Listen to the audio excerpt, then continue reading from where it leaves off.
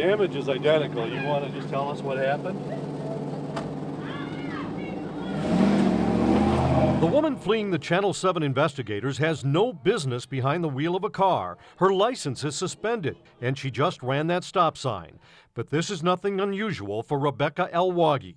Check out her driving record. It's 6 pages long. She's been caught driving on a suspended or invalid license 13 times. She's been cited for driving without insurance, speeding, ignoring traffic signals, the child restraint law, and making illegal turns. She has arrest warrants out in Birmingham and Detroit.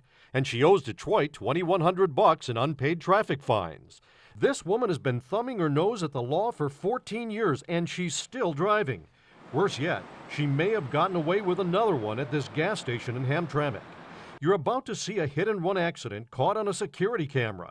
You can decide whether Rebecca Elwagi was behind the wheel and whether police should have pursued this. An SUV comes flying into the parking lot with its headlights off and bam, plows into the back of Joe Zago's car. When I got out of the car to see what happened, they threw it in reverse and their lights were off and they went, full speed back into Kniff and then just took off back into Hamtramck. Joe and his employee, who was standing outside the car, chased after the hit-and-run driver. Joe got the plate number, his employee got a good look at the driver's face, and the gas station security camera got the whole thing on tape. Joe called Hamtramck police and figured this was a slam dunk.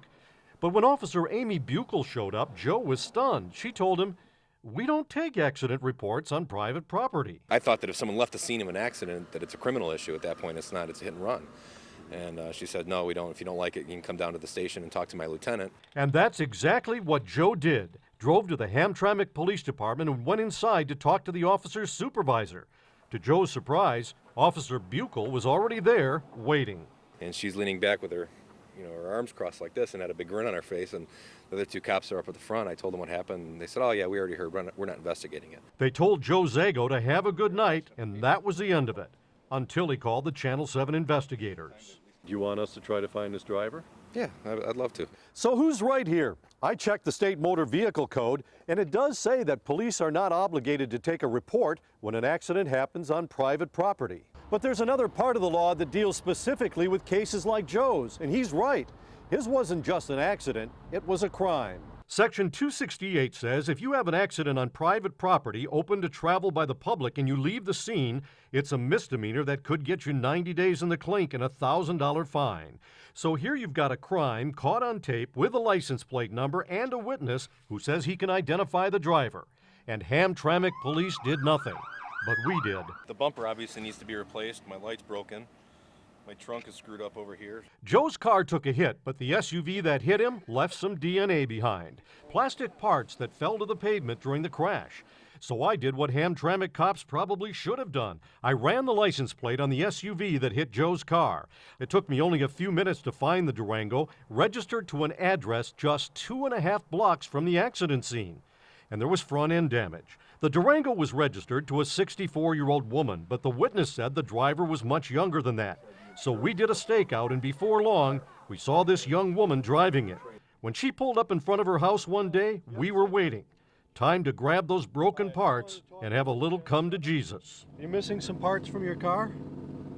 Not that I knew of, no. Did you rear end someone down at the gas station at Kniff and I-75? Oh, no, I didn't. You didn't? No. She looked like a deer in the headlights, and I wasn't about to take her word for it. Can I look at the front end of your car and see if you're missing these parts? Sure. Okay. Anybody else that looks like you that might have been driving? I took a close look at the front end, and there was no question the parts came off this Durango. It's the housing for the fog lamps behind the hole in the bumper. So we know it's the right car, but how about the driver? I showed her picture to the eyewitness. Yeah, this is the lady, for sure. I'm 100% positive that's the lady. The damage is identical. You want to just tell us what happened?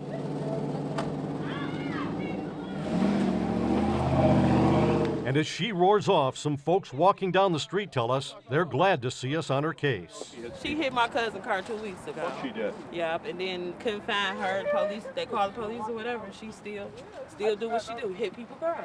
It took a little more detective work to find the driver's name, and when I ran her record, it was a shocker. How could someone be caught driving without a license 13 times and still be on the road? And why didn't Hamtramck police do what we did?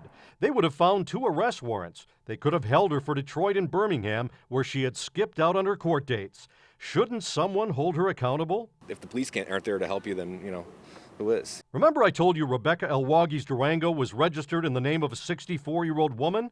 That woman is Rebecca's mother, and her driving record is 3 pages long.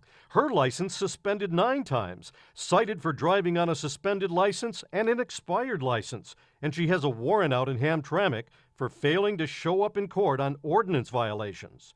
Looks like this bad apple didn't fall too far from the tree.